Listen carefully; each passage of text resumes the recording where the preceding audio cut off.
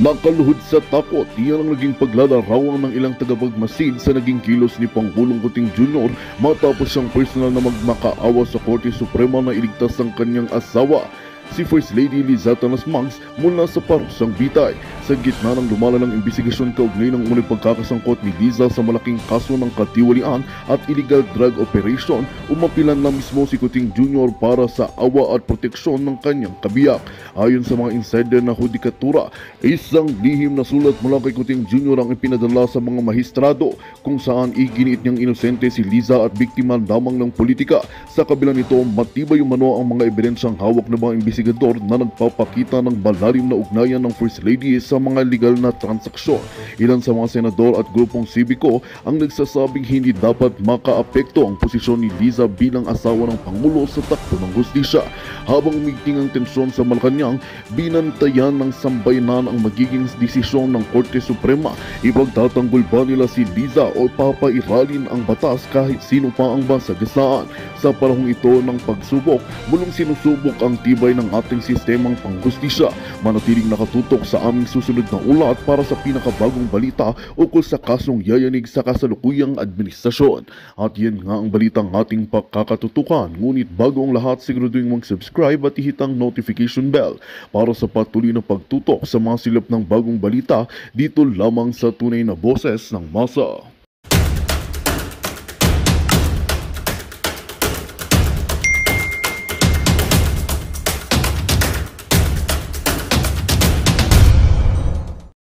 Mga diskartehan dyan sa Huwad Committee na dapat nga sa inyo ay natutunaw na sa mundong ibabaw sa kadyutahan lahat ng inyong mga panggigipit. Ang hearing na ito, alam nyo naman yan, ang intensyon nila ay takutin kayong mga mamamayan na hindi na mag-post o hindi na magbigay ng opinyon. Mamaya, isa-isahin natin yung mga tinakil doon na mga tinanong dito kay Crisette at kay MJ. Mag-comment kayo dyan kung ano yung mga ayaw nyo doon sa mga tanong. For sure, ayaw nyo lahat para ma-address ko at matulungan ninyo kasi I don't have time to watch the whole 6-hour BS na kanilang hearing. So ngayon mga kababayan, unang-una, ang lumalabas ngayon, okay, magsimula mga tayo kay Crisette, ano? Well, we all know naman na si Crisette hindi lang gorgeous like me, even my sister, ang tawag ko dyan is kambal, si MJ, talagang pangmalakasan sila. Matatalino yung lahat naman sila nandoon. Pero magko-comment lang po ako sa narinig ko kay Crisette at saka kay MJ dahil sila pa lang ang napapanood ko. Ngayon mga kababayan, pinapalabas ngayon, ng mainstream media, okay, ng mga bataan, mga kawatan, mga trolls ng PCO na nagsorry si MJ at si Crisette dahil sila ay nagsusulat o nagpo-post ng kanilang opinion as fake news. Hindi po ganun ang konteksto ng hearing na napanood ko. Kung kayo nakanood ng hearing ng part na yon, pilit na binibilang, I think, si Abante na, Your Honor, parang sabi niya, I would like to, parang sinasabi niya, I would like to emphasize or put on record na 3 beses na nagsorry si Crisette, si MJ 2 beses, 3 beses, nililista nila. Ito'y mga palangga, okay, mga kababayan, ito ay panghaharas. Kasi, dun sa part ni MJ muna, ito lang yung mga naalala ko. May mga nilista tayo dito para mapag-usapan natin. Nasabi I think, Abante or Paduano, sino ba nagsabi nun? Na sinasabi na, okay, kapag hindi ka nag-sorry, something like that, yes, Wendell Kremen, 3 times of coercion, na pag hindi ka nag-sorry, I will cite you in contempt. Anong ibig sabihin nun? Kapag hindi ka nag-sorry, ikukulong kita. Kanina nga, nasa harassment, yes, Andrea, na Ibig sabihin kung sa lengguwahe ng mga kriminal na kapag hindi ka nagbayad ng ransom, gurgur ang ulo mo. Di ba? Kapag hindi nagbigay ang magulang mo ng ransom na hiningi namin, katulad ng bata ng 14 years old, puputuli, utdo namon itong pinky mo. Yun po ang nakita natin.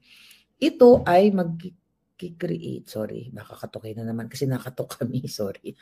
Mahina na lang baka makatok kami kasi medyo chipanga lang yung aming hotel dahil budgetary, no? Chipanga lang kami palangga, walang pondo galing sa Pogo or sa China or whatever. Gusto natin Ngayon, okay, mamaya pag-usapan na yung warrant of arrest ko. Okay, ngayon mga kababayan, nararamdaman ko yung frustration, yung pagsikil, lalo na sa kanila lahat, kay Crisette. Pag nagsasalita si Crisette, sasapawan ng buwaka ng inang asidre. Tapos sasabihin nitong si Pimentel na, you have to respect the decorum. Sila nga hindi nagrespeto ng decorum. Pag sumasagot si Crisette, sasapawan ng buwaka ng ina. Nasaan ang fairness? Yan ang dapat sa inyo. Hindi ako makasigaw palangga eh. So, ganyan na lang muna. Okay? Ayos yun. Okay? Now, nanggigigil ako. Mga kababayan, nanggigigil mo dito kami, nanonood kami ng mga kasama ko. Itong friend ko, gusto niya nang batuhin yung TV. Sabi ko, wag, wala na nga tayong, nasa budget meal na nga lang tayo na, hotel, babatuhin mo pa yung magbayad pa tayo. Okay. One point. Dito kay Abante, kinukulit niya si Crisette, kasi nag-post si Crisette about doon sa, na may mga pulis daw, kasi according to Crisette, yun ay kanyang, ang tawag ito, yung mga informasyon na nakuha niya ay base sa sentimiento ng general public based dun sa mga lumalabas na mga kapulisan na talagang nagre-resign na. At yan. Abante at mga kapulisan, hawak ko ang dokumento, ang memorandum sa mga pulis na bawal kasama ang kanilang anak, pamilya na mag-comment, mag-like sa mga Duterte post. Meaning, totoo ang sinabi ni Crisette based dun sa mga pulis kasi may nagsalita na. Hindi lang isa. Ang tinatanong ni Abante, nasaan yung, is it the word is massive o karamihan? Yun ba ang term na ginamit ni Crisette na according yung parang ang konteksto na mayroon na daw na mga pulis na nagre-resign, ganito, ganyan. Ang sabi nito ni Abante na bakit daw, dapat daw, okay, mga ganun, bakit daw, puro daw, ito daw ay mahirap daw na naririnig lang sa social media na ganyan ay ibabalita na o sasabihin na. Ngayon, mga kababayan, maganda yung sagot ni Crisette kasi sabi nga ng Facebook, what's on your mind? So isinusulat mo yung feeling mo just that moment. Pero i-brief lang natin kasi madaling araw na. Subukan kong iksian lang natin tong vlog natin kung kaya. Kitang-kita yung panggigipit nila. Tapos sasabihin nung Abante ng buwaka ng inaka, jutang gininaka, na pinasinungalingan na ng PNP dahil may finlash sila na hindi daw totoo na may nagre-resignan na pulis. Kailan nagsabi ng kakatotohanan ang mga na pulis na yan, katulad ni Fajardo, kailan nagsabi ng katotohanan? Dahil noong nilusob ninyo ang KOJC, anong sabi ng bangag? Wala namang yung mga pulis doon nang pumasok, wala namang mga armas. Sino ang fake news? Sino? Sino ang fake news? At pinipilit nila, okay? Pinipilit nilang mag-apologize. Si Crisette, si MJ, at iba pa. Kasi hindi daw nagbe-verify, ginigiit na si Crisette. Si Asidre pala, yung Asidre ang nag-ano doon na parang, you're claiming that you're a journalist from Manila Bulletin, pero, pagdating doon sa post mo, sinabi mo na daw, ganun. So, ako, naobserbahan ko yung mga galawan ng mga posting. Si Crisette, hindi yan katulad ko. Hindi naman totoo sinabi niya, hindi siya nag-expose. Okay? Ine-echo niya, nire-resonate niya yung mga sentimiento ng taong bayan. Also MJ. Okay? So ngayon, ang sinasabi ng mga hinayupak na ito, mga kababayan, okay, na hindi daw dapat nagbabalita o nagsusulat-sulat doon sa Facebook kung hindi ito i-verify. Tama ang sinabi ni Crisette na yung journalistic, as a journalist kasi nag-work siya sa Manila Bulletin, doon lang sa dyaryo, objective siya doon. Pagdating doon sa dyaryong sinusulatan niya. Pagdating sa kanyang personal, which is opinion, feelings towards kung ano nangyari sa gobyerno, di ba? Opinion niya yon. So yan po ngayon ang gustong pigilan ng mga congressman at mga bangag. Utos lahat to ni Satanas. Ang takutin kayong lahat na hindi na mag-post dahil ang panakot nila, iko-contempt kayo. Sina-challenge kita, kayong lahat, dyan sa Try-idor.com. Pasisinungalingan ko yung finlash ninyong post ng PNP, even ng AFP, di ba? Na hindi totoo na kino-coerce nyo ang mga kapulisan na wag mag-post, wag mag-comment, wag mag-like, wag mag-share sa mga Duterte post. Pinost ko na yan sa Facebook Boljaka natin, mga kababayan. At yan ay original na document na nag-leak. Nilileak sa atin ng puting ahas na actually, naka-blurred lang tayo. Hindi lang yan nagsimula ngayon. Even nung January 2024, nung kick-off ng mga bangag, kick-off party. Nalala niyo yun? Nag-party, nagkaroon ng maisog rally sa Davao. Then nag-kick-off party sila bangag.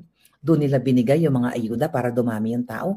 Meron ng mga dokumento, if you talk about documents, mamaya pag-usapan, mga dokumentong inilabas ko na totoong dokumento na ang bangag na gobyernong ito ay may memorandum sa mga kapulisan na dapat magpalit ng picture ng bagong alyansa ng mga bagong bangag at wag nga mag-like and comment.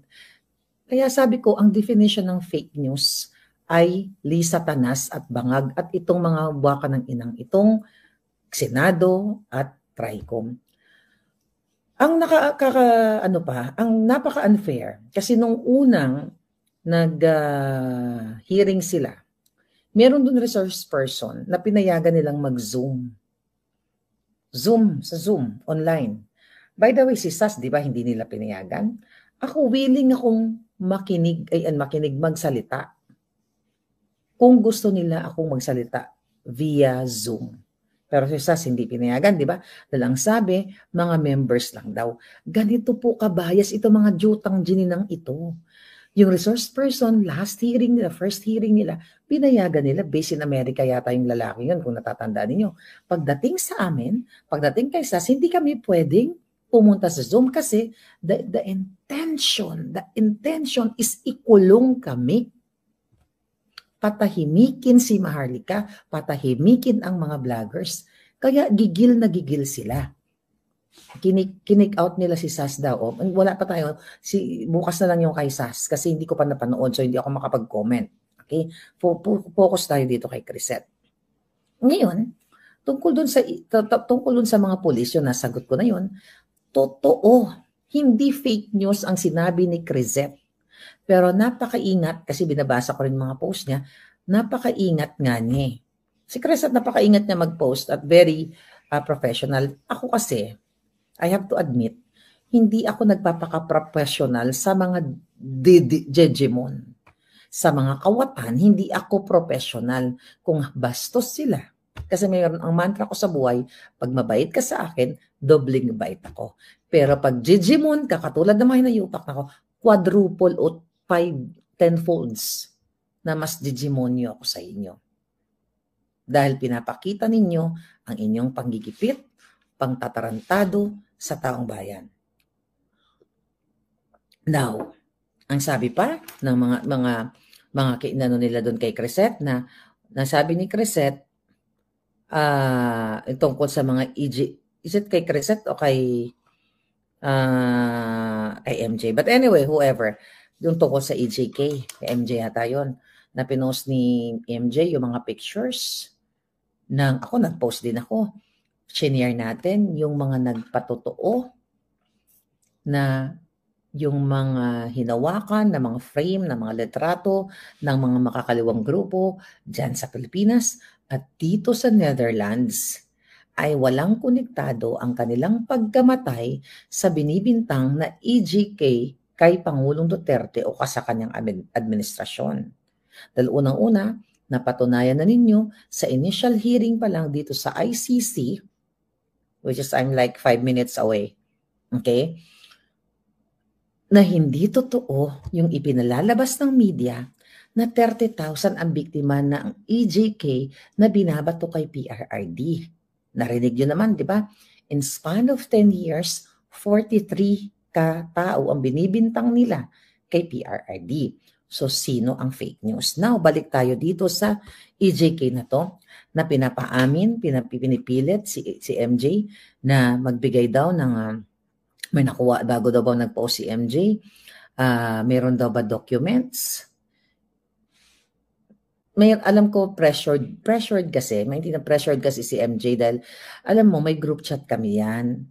May mga may pinagdadaanan naman tayo lahat. Yung mga nabanggit niya nga doon, mayroon siyang 2 elderly, mother niya, tsaka in-law niya, may anak siya na na inaalagaan niya, hindi dapat siya hindi dapat siya makulong o ma-detain.